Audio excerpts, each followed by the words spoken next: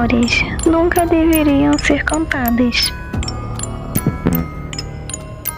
Nas sombras do desconhecido, antigos mistérios, lendas sombrias e horrores esquecidos aguardam por aqueles que ousam escutá-los. Apaguem as luzes, a escuridão está esperando.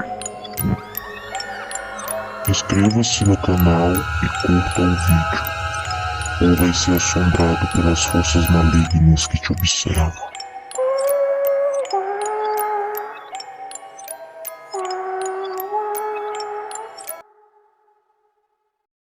Dizem que a carta da morte não fala sobre o fim, mas sobre transformação. Mas ninguém fala sobre o que acontece quando a transformação falha. Na pequena cidade de Pedra Fria, o cemitério ficava no alto de um morro cercado por árvores secas que pareciam mãos retorcidas tentando sair da terra. Lá trabalhava Jonas, o coveiro. Há 30 anos ele enterrava corpos, silencioso, metódico, respeitoso. Nunca teve medo da morte, até a noite em que encontrou a carta. Ela estava dentro do bolso de um cadáver recém-chegado. Um homem sem documento, sem família, sem nome. O corpo tinha sido encontrado na estrada, completamente pálido, como se todo o sangue tivesse sido drenado. No bolso do paletó, uma carta de tarô, a morte. Mas não era uma carta comum. A figura do esqueleto não carregava uma foice, carregava uma pá. E o chão à sua volta estava cheio de mãos saindo da terra. No rodapé escrito à mão: nem todos os mortos devem mudar. Jonas deveria ter queimado a carta, em vez disso guardou-a. Naquela mesma noite, enquanto terminava de cobrir o túmulo do homem sem nome, ele ouviu um som, um arranhar. De dentro da terra, Jonas parou, o som continuou. Arranhar, arranha, arranha. Não, sussurrou ele, já suando frio, não é possível. A terra começou a se mover e então uma mão apareceu. Não era um morto-vivo, como nos filmes. A pele estava intacta, quente, viva.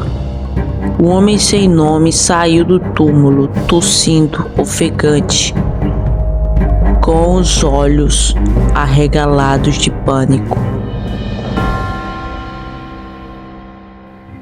Ela me trouxe de volta, murmurou. Mas não era para eu voltar. Antes que Jonas pudesse perguntar qualquer coisa, o homem começou a gritar. Sua pele escureceu. Rachaduras abriram-se pelo corpo e algo começou a se mover por dentro dele, como se a morte, impedida de levá-lo, estivesse tentando sair. O corpo se abriu no peito. Não havia sangue, apenas escuridão, e dela saiu uma forma alta, longa, sem rosto. Jonas caiu para trás.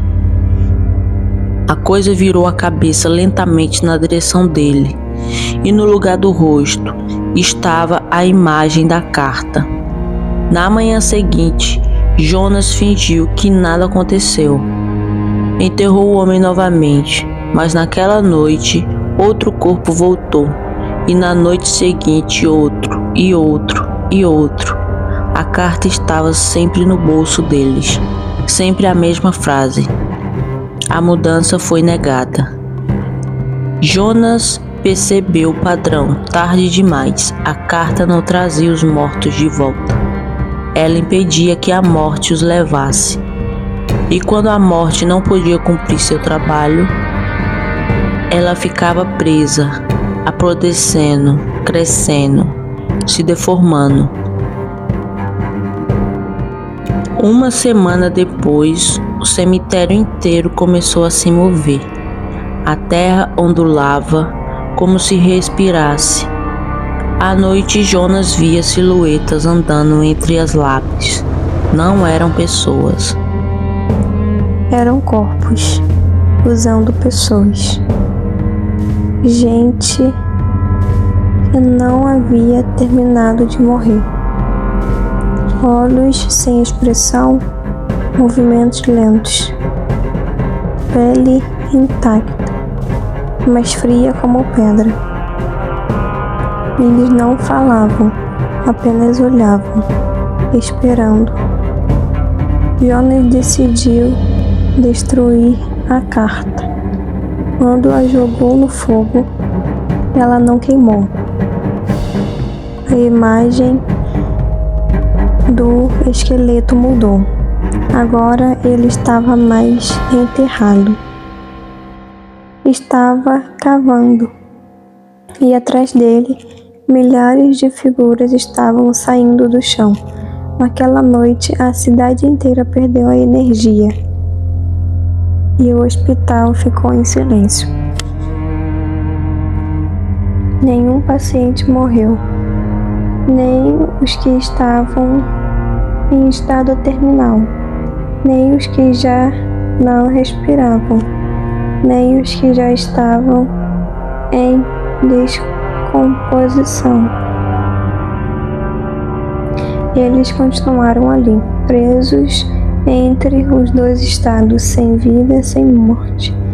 3 dias depois começaram os gritos, corpos que não conseguiam morrer.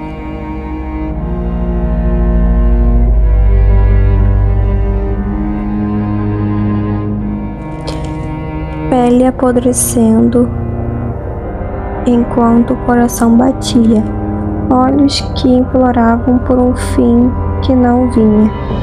O sofrimento não parava, nunca parava. Jonas entendeu a verdade quando encontrou um espelho. Atrás dele não havia reflexo. Ele olhou para as suas mãos. A pele estava ficando cinza, rachando. A carta havia escolhido seu guardião. Enquanto a carta existisse, a morte não poderia atingir aquele lugar. E sem morte não havia descanso, não havia fim, não havia libertação. Apenas decomposição consciente. Hoje a pedra fria não aparecia mais nos mapas. Quem passava pela estrada às vezes vê a luz do morro e figuras caminhando lentamente entre as árvores, todas olhando para a estrada, todas esperando, porque a carta ainda está lá, guardada no bolso de um homem que não consegue morrer. E no rodapé as palavras continuam mudando. Agora dizem: transformação negada, sofrimento eterno, porque o verdadeiro lado oculto da carta da morte não é morrer, e não poder morrer nunca.